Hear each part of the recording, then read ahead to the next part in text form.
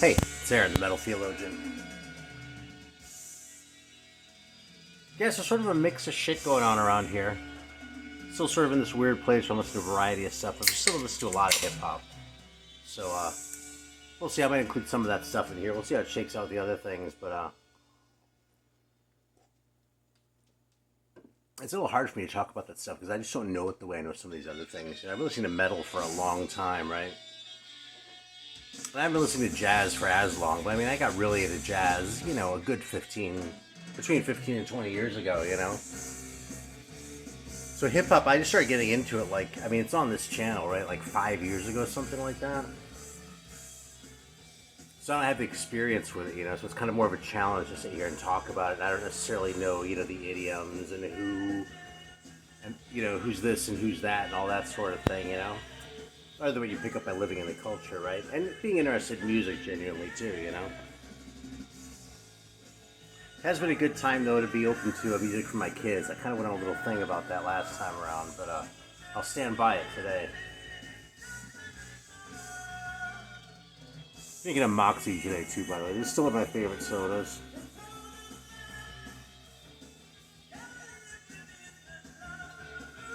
I don't live anywhere near Maine, so they're a little hard to get here, but every once in a while it's nice to send away for a few and enjoy them while I'm sitting here talking about records. Yeah, so one of the things about hip hop that's really kind of interesting to me is I think I might have touched on this last time around too, but if I sort of think about when rock and roll became a thing, you're basically talking.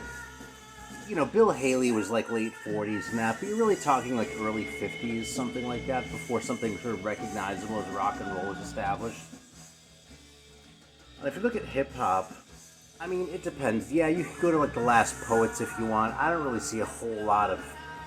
I mean, I see the through line. I almost say I don't see a lot of through line. I see the through line. What I don't really see is that I have a hard time calling someone like the Last Poets or like Gil Scott-Heron's sort of, rapping. I have a hard time considering that, hip hop in the same way as what you start getting in the early 90s, And obviously had some important stuff in the 80s, but a lot of that stuff sounds really primitive. And I just sort of put my finger on this in the same way that early rock and roll sounds really primitive. You know what I mean? It's like I listen to Jerry Lee Lewis now and it sounds like, okay, this is just meat and potatoes and nothing else. There's any fucking butter on the potatoes. It's just meat and potatoes, Which doesn't mean it isn't good, or fun to listen to, but it's not the sort of shit that I'm as into,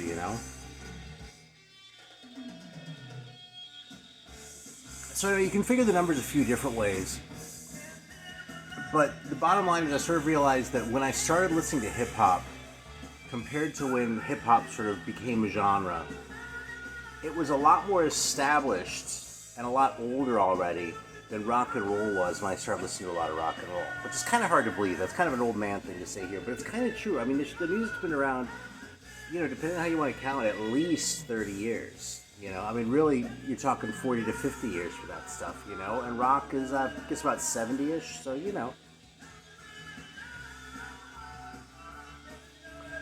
So it's interesting, and one of the things that I've found is that I've been enjoying the stuff more that's sort of come out of a more established genre. You know what I mean? Like, if you go back and watch my videos, I was sort of checking out the canon from the 90s and that a few years ago.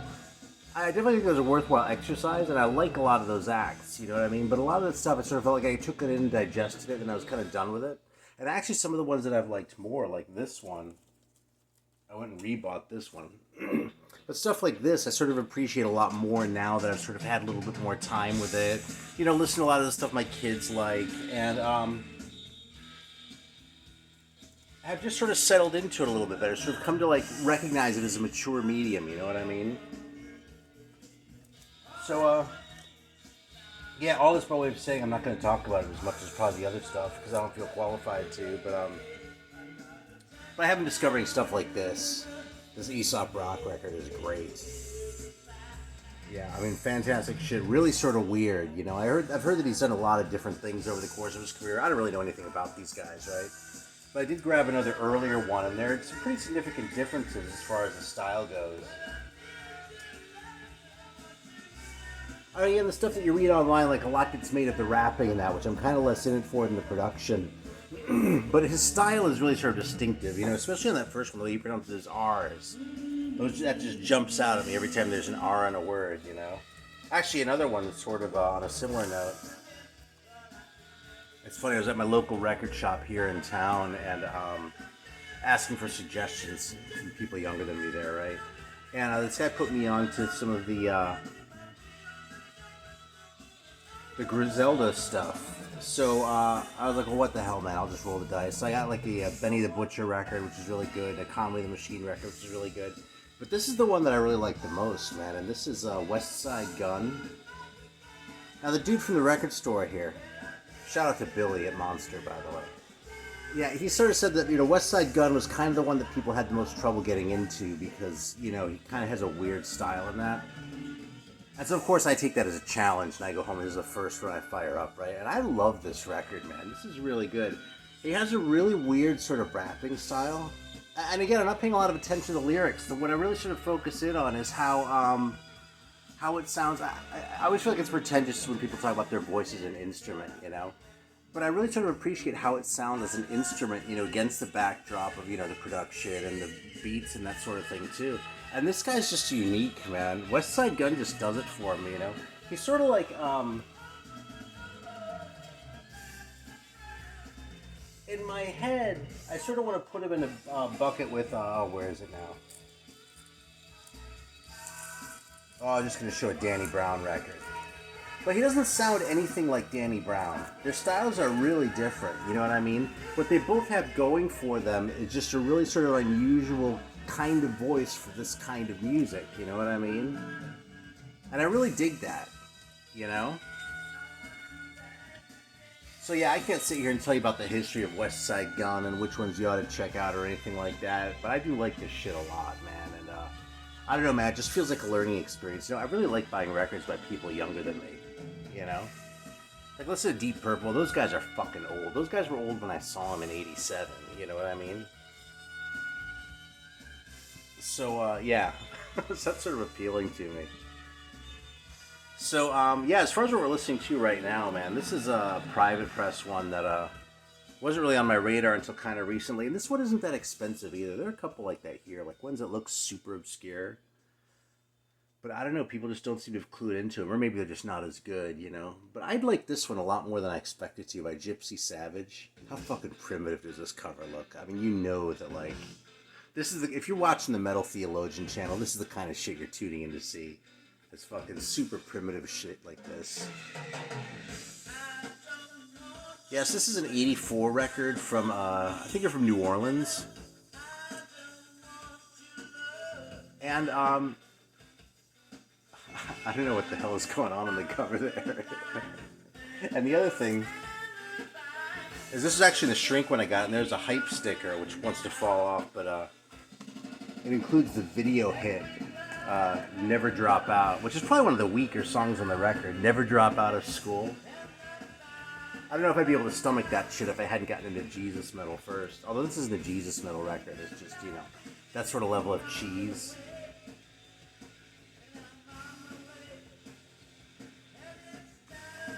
I mean, I guess there was that Be Cruel to Your School thing that Alice Cooper did with, who was it, Dee Snider? Anyway, no respect to that shit, man. That was the worst, man. That was even worse than School's Out. And School's Out kind of sucked. I mean, let's be honest,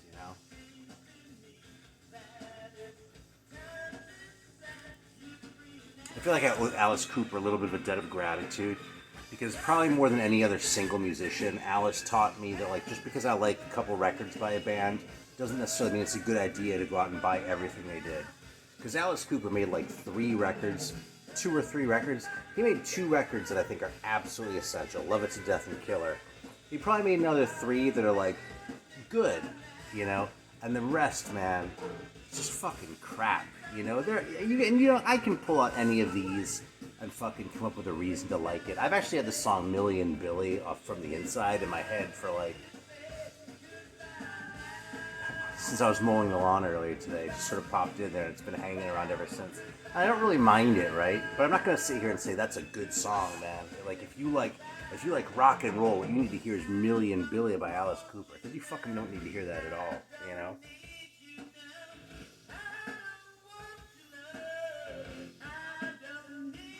Yeah, so anyway, where was I going with this? But Alice Cooper kind of sucks. Oh yeah, and School's Out kind of sucked too. You know, I mean, I understand it was a hit. I even understand why it was a hit, but it's not that great a song. And then Be Cruel to Your School is even worse than that, like by a lot. Like it's fucking. Yeah, that's why people who didn't know any better looked down on metal back then. You know.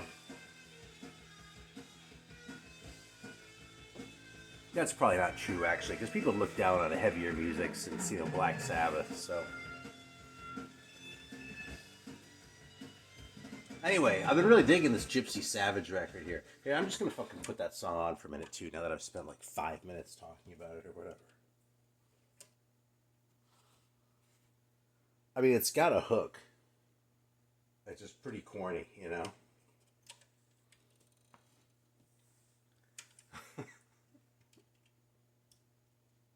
I can't make the music too easy to listen to, and I'm making these videos, right?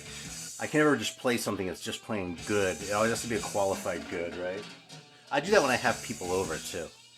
Actually, you know what I like to do? Is when I go to someone's house, I'll look through their records, and I'll pick out the shittiest record I can find and go, hey man, let's listen to this. You can ask Pat from Ground Zero Salem about that.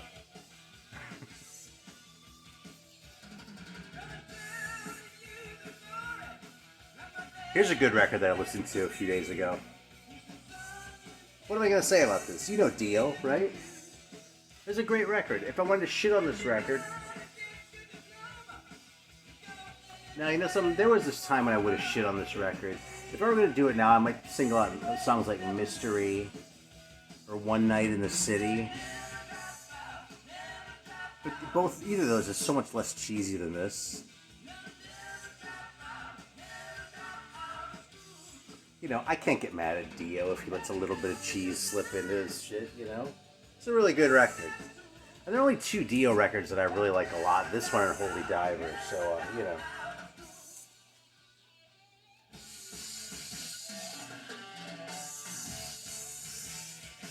Yeah, here's another one I want to hype a little bit. And shout out to Scott Waters for showing this in one of his recent videos. In fact, I'll tell you, this is a band I've been keeping an eye out for shit for by a long... I've been keeping an eye out for shit by this band for a long time, because when I first started getting into like the private press shit and sort of like the lesser known shit or the more obscure shit, like Texas really sort of came in and loomed large, you know? I mean, there's that Texas Metal Underground label. I went and like bought pretty much everything they put out, and you know, that sort of shit. Just because there just seemed to be so much good shit from Texas. And, you know, it's interesting because I work with a guy who was in a band in Houston, and I was surprised at how, like, not hooked into the San Antonio and Dallas bands that he seemed to be, you know? Like, the Houston bands, he was, like, playing with us and them, like, Pantera and shit like that. But, like, you know, he never crossed paths with, like, Hammer Witch and shit. So it's funny how when you're far away, like, you know, in, like, California where I was when I was starting to get into the shit, or South Carolina now, it's like... You think, oh yeah, these bands from Texas, they all like knew each other and shit. But like, you forget that like Dallas and Houston are really far away from each other. You know what I mean? so it kind of makes sense, you know, that like, especially back then, pre-internet and that sort of thing, there wouldn't have been that much cross-pollination necessarily, you know? I get the impression there's a little bit more sort of between Austin and San Antonio, because they're kind of the big cities. Those are probably the 2 that are closest together. But yeah, Houston was sort of all separate. Anyway, when I was looking for these Texas bands, like, I was able to find records by, you know, Wizard, Militia, Hammer Witch, Excel, Slayer, you know, all this sort of shit that's all over the place. But the one that fucking eluded me was Rotting Corpse. And I would hear these guys' names drop, like, sort of in that sort of, you know, maybe, I want to say Watchtower because they're both kind of like, because they're both faster than most of the other bands. But this band doesn't really sound anything at all like Watchtower, so that's kind of a reach.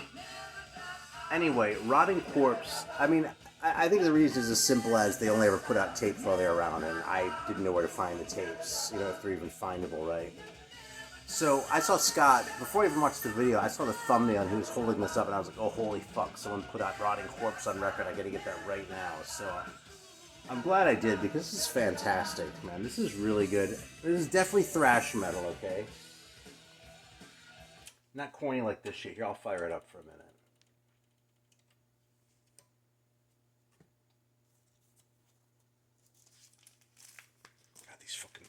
They're just such a pain in the ass. Honestly, I understand that these are better for your records, but the paper ones are so much easier to just handle, you know? Call me lazy. I'll call myself lazy. Hey. I mean, how many times do you think I've done this fucking action with the record, you know? Pulling the thing out. I mean, I've listened to just about everything in here at least once, right? A lot of these records a lot more than once, but it's just once, it's 5,000 times. You know? It's a lot of practice. Look, I even paid extra for the splattered vinyl version. So cool, man. Yeah, so this is Rotting Corpse. I'm going to give you all a taste of this. I hope it doesn't get an ad stuck at the beginning of the video. But whatever, you know, some of these guys probably fucking deserve the money.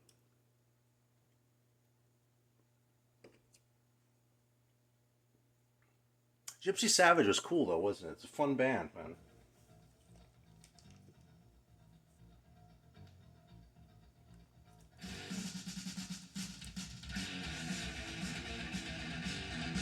Great riff. Right out of the gate. Their fucking signature song.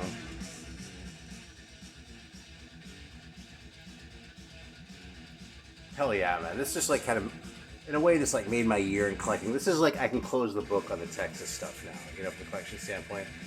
And obviously that's not true, because there's always more. You keep finding more and more and more as you go, which is part of why collecting records is fun, right?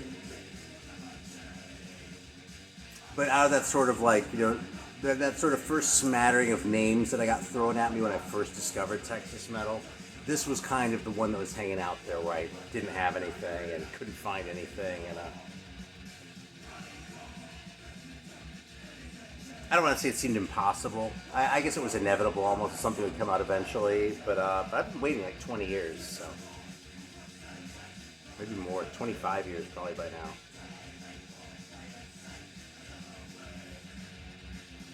So anyway, who put this out? Shout out to, I think it's Turkey Baster Records, for hooking me up with some Rotting Corpse. It's been a long time coming. You want to see what else I've been listening to a couple of times this week? Not like a cool hip dead bootleg that like nobody knows. I've been listening to American Beauty. So that everyone's probably sick of who, I mean, I got into this band about the same time as I got into hip hop, right? So, it still feels novel to me to like sit down on my couch and like enjoy a record by the Grateful Dead. So yeah, man, American Beauty. The ones I pull out the most often are probably this one and Working Man's Dead.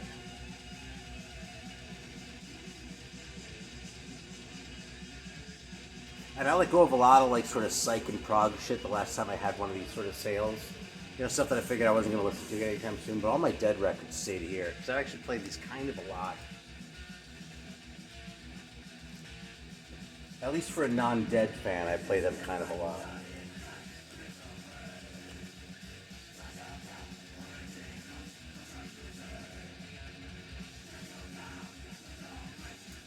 Alright, we got a couple other like weird ones here.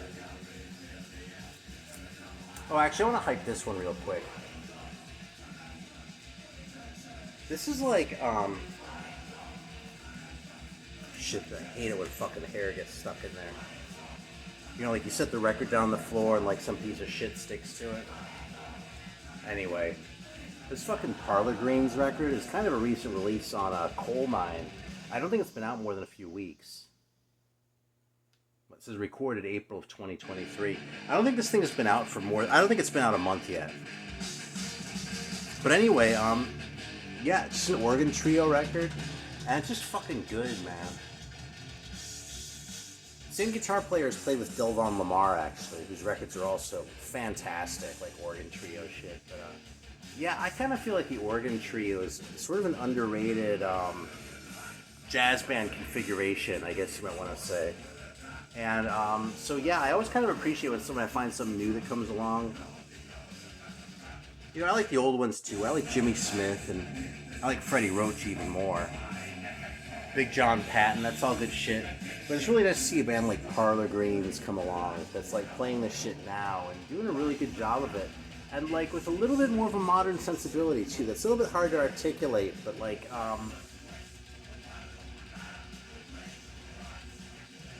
these guys weren't just listening. These guys didn't stop listening to jazz at the end of the hard bop era. You know what I mean? Like, they listened to probably a lot of rock too, and the free jazz, and they sort of internalized that shit. And this is not a free jazz record. It's not a rock record. But I don't know, I guess it feels a little bit more sort of mature, you know what I mean? It sort of has a little bit more by way of influences, and it comes together into a really good jazz record.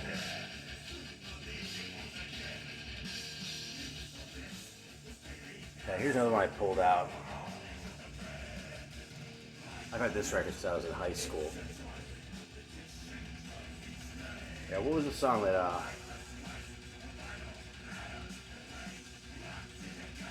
it was Burn, actually, the last song on this thing. Yeah, I got that one in my head a few days ago. And I was really glad, I could pull that thing out, you know? That's why it's cool to keep your records around.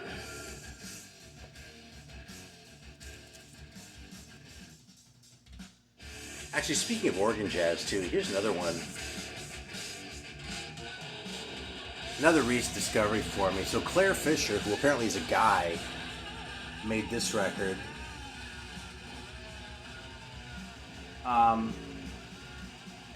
Yeah, you know, so I'm going to go ahead and fire this up for a minute, because this is a private press too. This is on Revelation Records. I mean, I don't know if this was supposed to be a private press. The packaging looks pretty professional. You know, as much as any of the other jazz stuff from the era, at least. But I don't know anything about the label. Where did I put the fucking inner for this?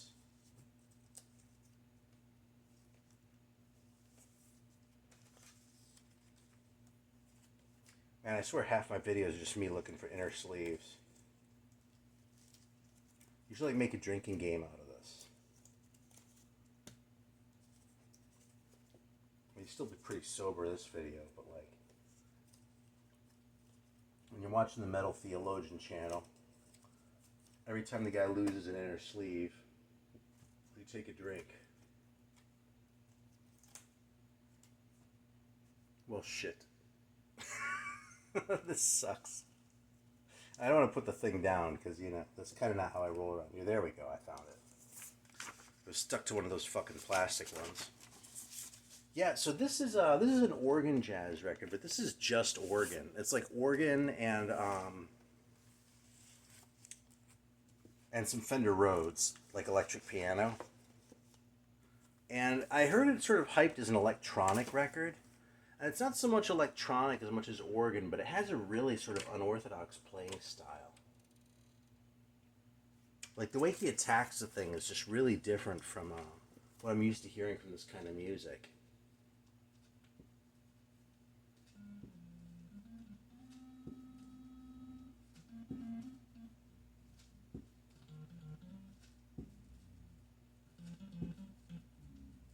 Little bump there from a warp. Oops.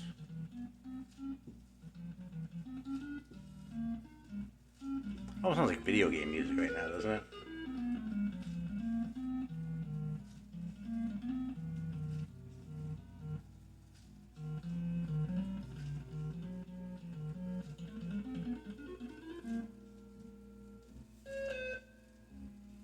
Yeah, Claire Fisher and his Japanese friend, which I'm pretty sure is just the instrument.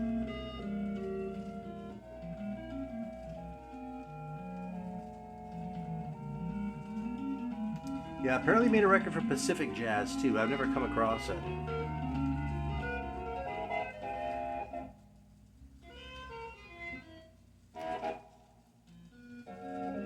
Like, it sort of has a little bit of that carnival vibe for the organ, but that's not what he's playing at all, you know? Except then he'll go for a little line like this, and like, that's really tuneful. But it's a little too complicated for the organ thing, for the carnival thing, so yeah.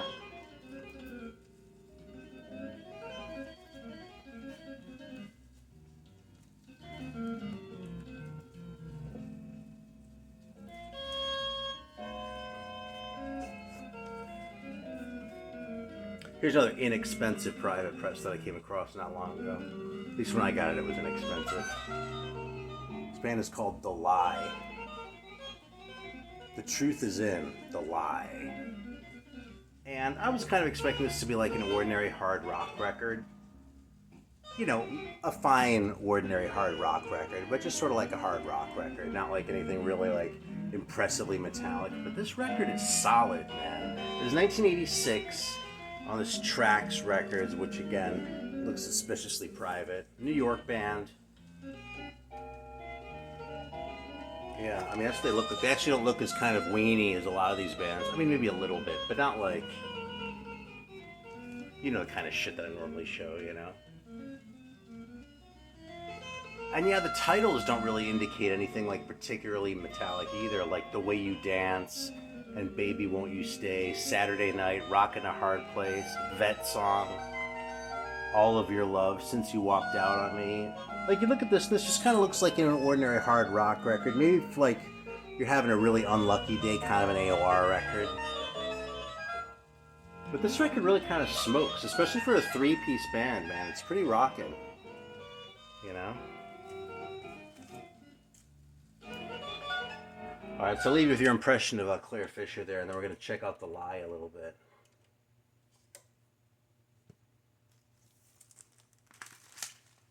One of these fucking plastic inners, man. God, taking care of your records is such a pain in the ass. Actually, it's really not.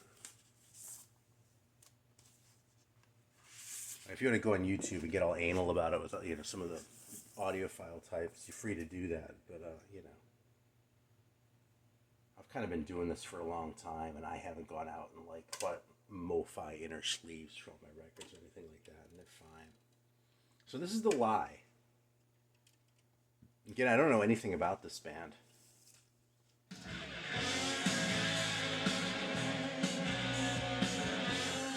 That's these guys.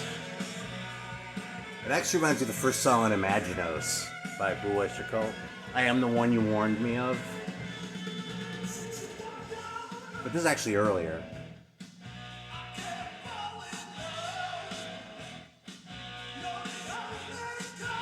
He's belting that shit out, you know? The singer. He's not playing games, man.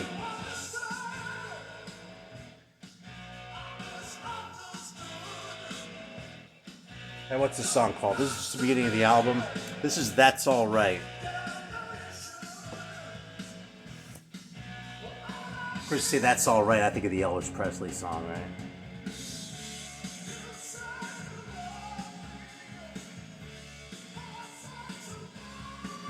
I would take this over Theater of Pain any day of the week.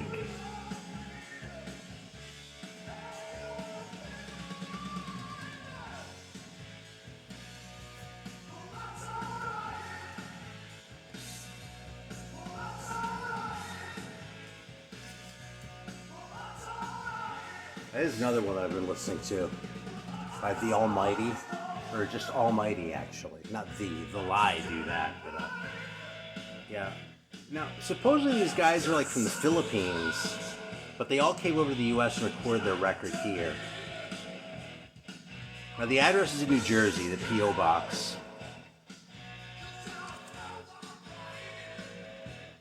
Definitely plausible as Filipino. Beyond that, you know, I don't know how much is rumor and how much is real or whatever else, but this record kind of surprised me because if you look up the song, there's only 3 songs on this, just an EP. And Cries of Prey, if you go and listen to that online, it kind of starts with like a, you know, sort of a mellow, sort of like ballady type thing. But at the end, it really speeds up and gets heavy, like a lot more than you expect. You know, it's not just like they sort of hit, it's not like they just step on the distortion pedal and keep playing the same shit, like what you expect them to do, you know? They go in a completely different place, and it's really kind of great. And side 2 just rocks all the way through, so this record was a lot better than I expected too, actually. I came across it. I feel like I say that a lot, but what can I say? I like to roll the dice on records sometimes, you know? That's why I find shit like The Lie, you know? Some of the records have a really good reputation, but those tend to be the really expensive ones too. And it's nice to not just be chasing down the really expensive ones all the time. I mean, let's be honest, right? Yeah, anyway. Maybe I'll play some of Almighty next time, because I don't want this video to get too long. But the Lie's pretty good though, aren't they? Alright, well that's what I've got for today. Really kind of a mix. more than usual. But I've been saying that a lot lately too. So maybe I'm entering a different phase in my life as far as like how I take in music. Like I take in more variety at once instead of just going on these single-minded kicks like I've tended to do historically, right? I don't know, man. You change as life goes on, and I feel like if you do it right, the change continues to happen as opposed to just settling in your ways and never checking anything else. Never checking out anything else. Yeah, if I have one suggestion, check out records made by people younger than you. It's good for you. It keeps you young. Alright, thanks for watching.